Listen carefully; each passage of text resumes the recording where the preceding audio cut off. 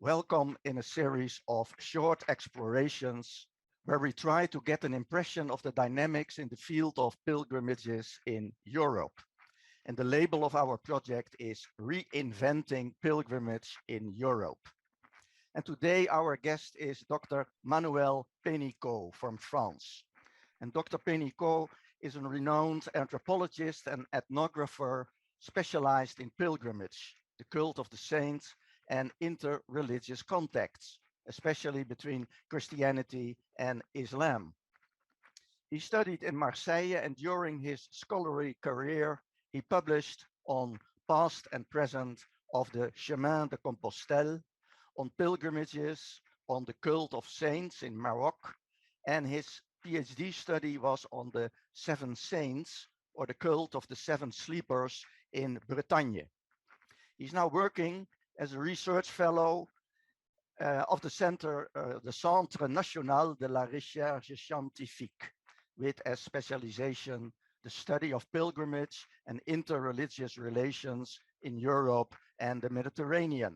And he is based in Aix-en-Provence at the Aix-Marseille University. And besides his publications, he is also involved in museum exhibitions, in films and photo projects. So he is also a filmmaker and a photographer. And today we will focus on pilgrimage dynamics in France. And of course, that can be only a very preliminary and limited overview and exploration. And what I want to do in this interview is trying to connect that exploration to the work, the scientific work of Dr. Pénicaud. And as a way of ordering the material, I propose to make a distinction between, on the one hand, the many traditional, national, local places of pilgrimage and pilgrim routes, and on the other, new ones, new, emerging, invented, or revitalized paths. And let us start with a quick scan of the traditional pilgrimages in France.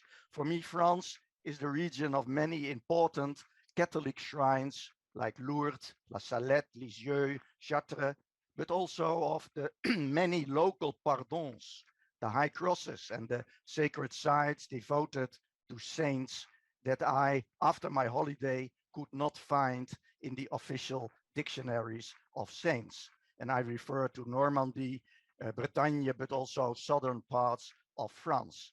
So my opening question is, what is the position of these pilgrimage sites now? So thank you. In France, like in other Western countries, but this is quite strong in the French context, I think. The idea of pilgrimage sounds a bit as something old from medieval times, you know, and even perhaps something obsolete or anachronic in our supposed modern society. So this phenomenon is a clear consequence of the Catholicizations of the French society, but like in other European countries. And the most people, believers or non-believers, totally ignore the contemporary richness and variety of pilgrimages in France. They sometimes ignore that there are a lot of local and small pilgrimage centers, as we say, close to their home. And however, since 2000, with the boom of Compostela pilgrimage, this reputation of anachronic and obsolete social phenomenon has started to change. And according to me, there is a significant vitality and renewal of these traditional pilgrimages in France, whether in religious centers or in playing walking dimension. So such renewal is on the one hand on the institutional level by the Catholic Church, and is launched in the other hand by a strong network of local associations. So concerning the small pilgrimages that you mentioned, I think that the role played by these local structures and associations is very pivotal, as well as the role of specific individuals that I call religious or pilgrimage entrepreneurs. Okay. And the position and the role of the Camino was very important. France is the last country before Spain for European pilgrims going to Santiago of Compostela. And historically, there was four main roads going to the Pyrenees mountains before the so-called French Camino in northern Spain. So it's true that I have studied the one of these four roads, the La Route d'Arles in the south of France, but it was more than 20 years ago, and I was just a student. But it's true, I think that the French network of Compostela has played a great role in the international development of this pilgrimage in general at the European frame scale. And indeed, this success story also has depended on the labellizations and heritagization by UNESCO or the European Council. So the path attract people, believers and non-believers, and this attraction has clearly economic impact on the ground level also. I think it's very important to mention that, not only on the religious level, but on the economic and political level. Yeah. And since the so-called reinvention of Compostela at the end of the 20th century, the number of pilgrims, the density of labeled paths, the density of accommodations have become very important and are very important nowadays. And I have to add that many alternatives or secondary routes are regularly open on the French territory, connecting with others and forming a real web of pilgrimage routes.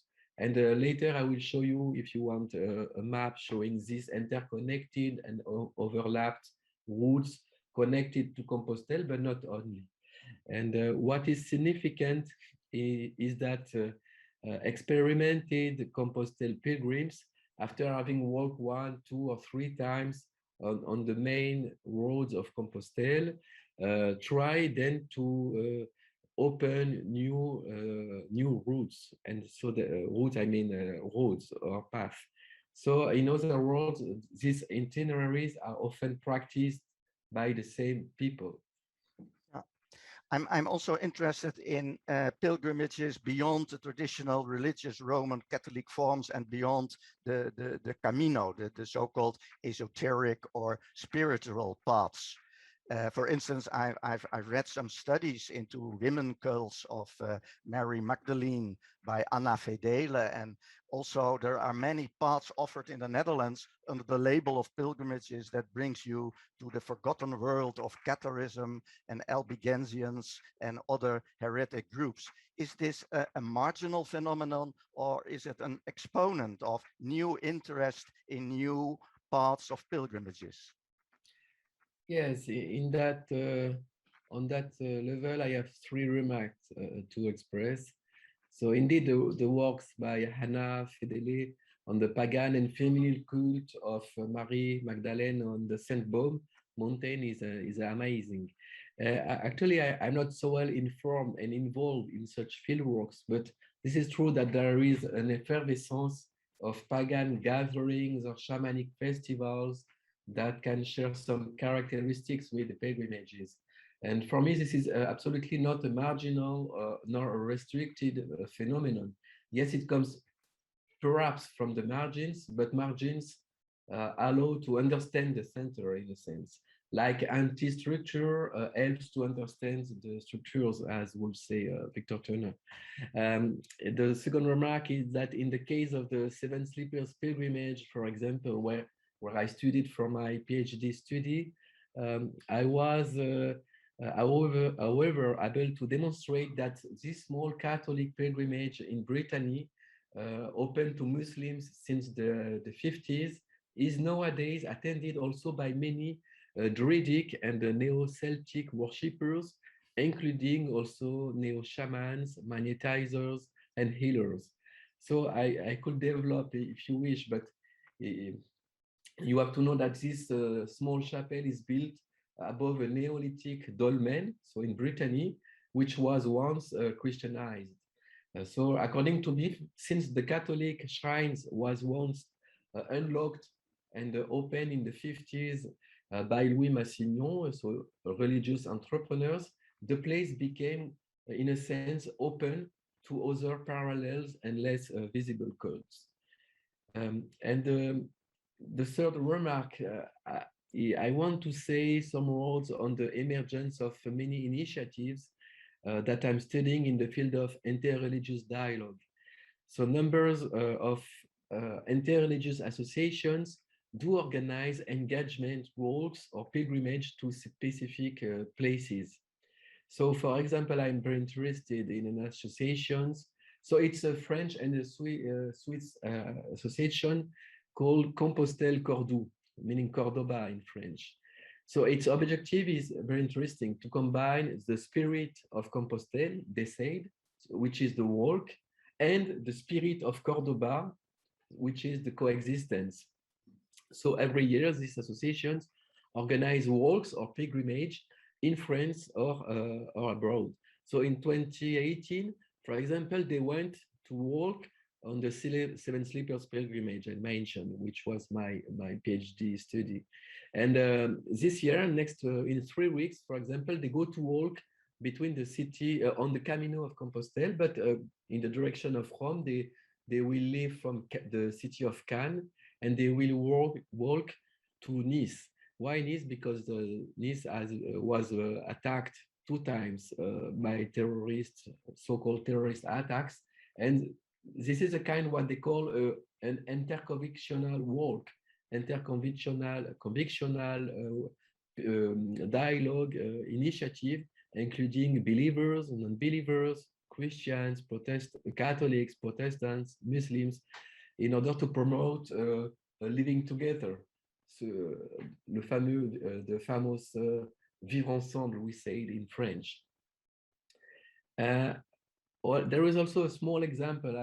I also know a French, what I call pilgrimage entrepreneur, who is a Catholic and an Islamophile, who organize every year a Christian Muslim pilgrimage to Lourdes. And the pilgrimage will take place in 3 weeks. And for this time, I will go with the group. So I plan to be part of this, and I will be able to better describe it later. But it could sound quite paradoxical that Muslims go to Lourdes, but it is for real. And even it is a very tiny phenomenon in the case, but I think it's relevant to study these emerging forms, which are not institutionalized. Sorry. Yeah, you mentioned some remarks on what it's called agencies, who is organizing, who is taking the lead in initiatives in the field of pilgrimages. Perhaps we can elaborate a little bit more on that. Is it a matter of lay people, of individuals, or is it mainly the church, the Roman Catholic Church, for instance, or is it the tourism industry, or is it politicians? Is it the European Union? So how do you see that interplay, that interference of agencies? Yes, this is a good question. I think again that the case of the Camino is quite emblematic. So it works in a bottom dynamic from the ground, but also thanks to top-down politics from, as we said, institutions like UNESCO, European Council, municipalities, etc. Also, what is very interesting, I think, in France, from what I observe, is that the emergence of numerous associative and local initiatives are not yet framed and controlled by institutions. So the Christian-Muslim pilgrimage in Lourdes that I mentioned is completely off radar of the church. It's something a bit a part of institutions and of the church. Even if people involved in the church are part of it, but it's not known. It's quite invisible at this stage. And I think that there is many place and enough space for these initiatives to grow. So the question now is to see if they will survive, how they will adapt, or if they will be appropriated by institutions. Concerning agencies and for the church, for example, it seems to me that, like I think in the Netherlands, but in many new dynamic forms of French pilgrimage, whether the new hybrid initiatives or pilgrimage by walk, the quest of sanctity through relics and cult of saints is often declining. I mean, people, they don't go to walk or to a place for to pray absolutely Saint James, or or Saint Martin, or I don't know.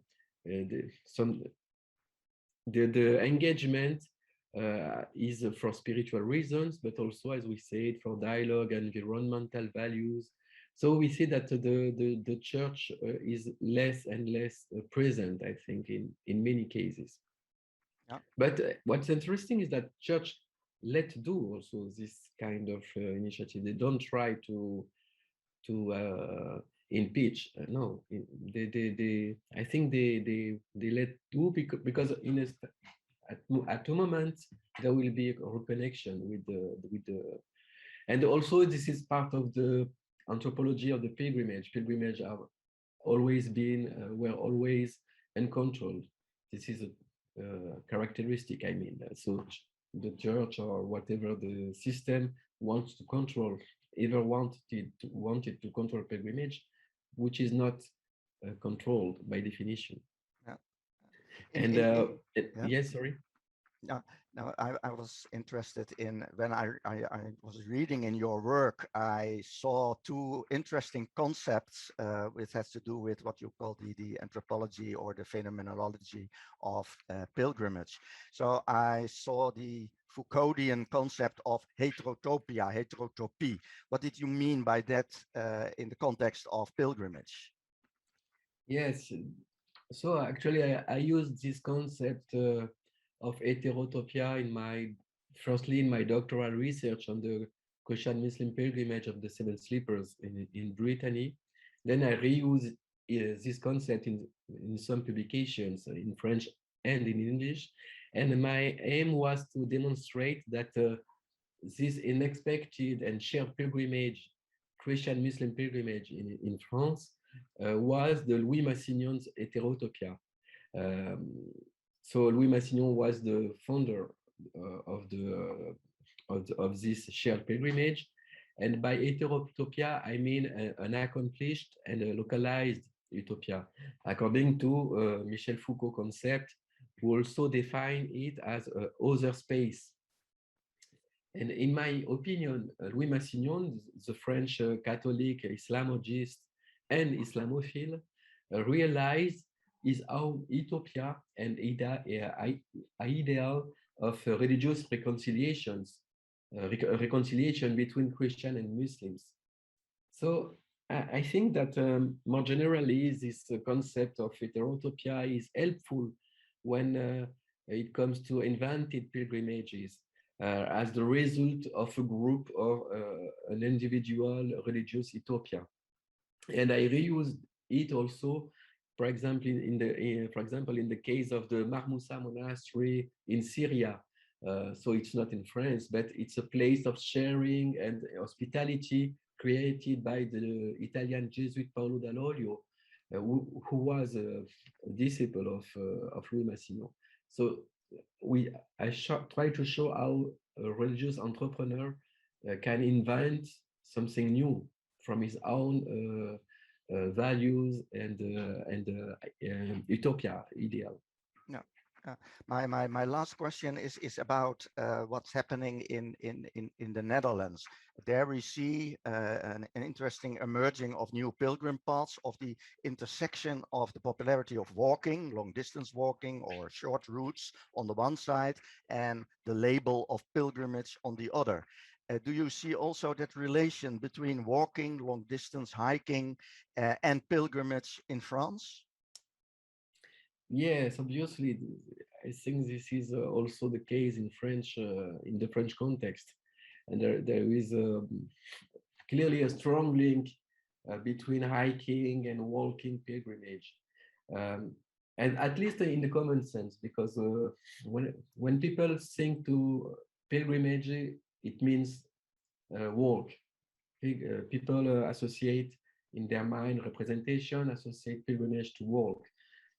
In my opinion, it's a bit different because it can be a walking dimension, but pilgrimage is also the place where we go, where it is the holy place. It depends if we go by car, by bike, by foot. It's the same. But I think it's the way people, not only in France, think about pilgrimage. And I think this representation is also very connected to the explosion, as you say, of the Camino in general, of Santiago. And people, we always in France, like in the Netherlands, Germany, I suppose, we all know at least one people who went to walk the Camino. And so I agree completely with also this concept that I read from you of the Caminoization. This process is clearly at work also in France. And as I said, there are several new paths and alternative caminos are still emerging in France, like in Netherlands. If I may, I would like just to show you a short, if I can show you, share my screen, show you an image. It's a map who was published almost 10 years ago in a magazine, a French Catholic magazine called Le Pèlerin, which means the pilgrim, and made by a journalist who is also an entrepreneur because she's involved in the reinventions of many pilgrimage. And I like this map. It's a picture of it, but you can see the connection of the several caminos path in the northern Spain, and also the four brown main road in French, but with all sub routes, the sub paths, the alternative paths that are still created and currently, and it is a process. And you can have also different paths, like the Chemin de Saint-Gilles in south of France, connecting to the Route d'Arles, going to Compostela. You have also the Chemin d'Assise going from Vézelay, which is one of the start to Compostela, but going also to Assisi because of Saint Francis in Italy. You have also les Chemins de Saint-Martin, which is another saint around the city of Tours in central France. You have also les Chemins du Mont Saint-Michel. So the Mont Saint-Michel, the very famous place. And so there are several, you see in orange, the several paths and the routes going to there. And then there is also the case of the Trobrez. So the Trobrez is an amazing medieval pilgrimage reinvented in the 90s. So in the following of the Camino, and which is a circumambulation around Brittany on the 7 cities and the 7 saints supposed to be the first Christians in Brittany. So, and we see this idea, which is the basis of my research or my talk today, the web of interconnected routes, associations, and also individuals and people. The same people and the same associations walk different paths, different and open different ways of walking, and there is a very emerging field, I think, in France, but like in Netherlands, and I suppose this is an European phenomenon. Okay, thank you.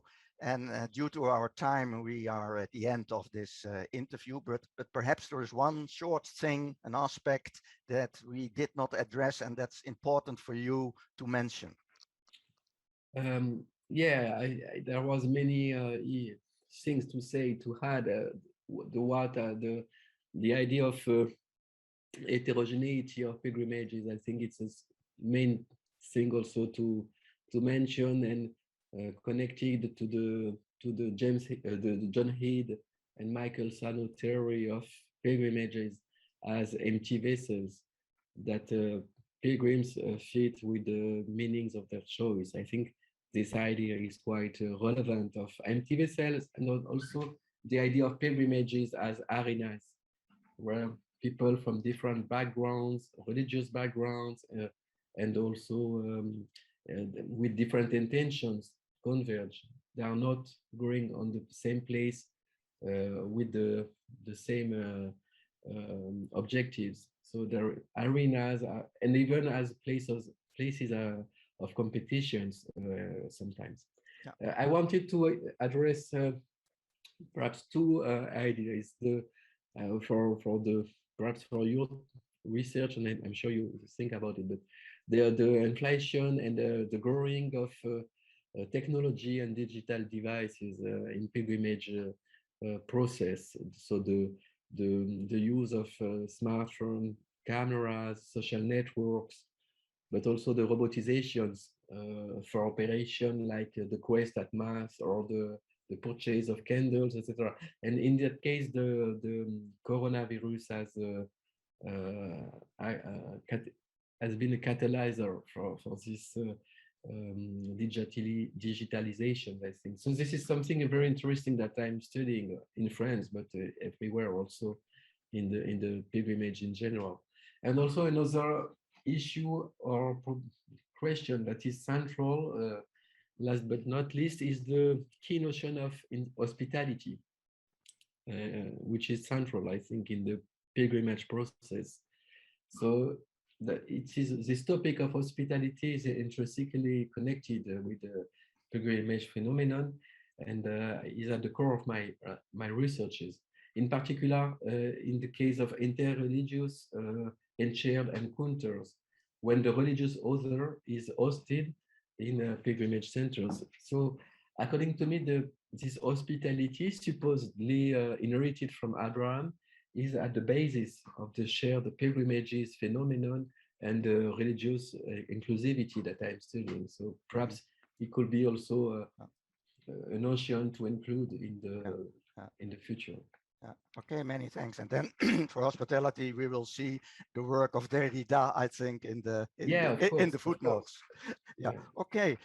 We have to close this interview. Many thanks for talking about what's happening in France, and success with your research. Thank you so much.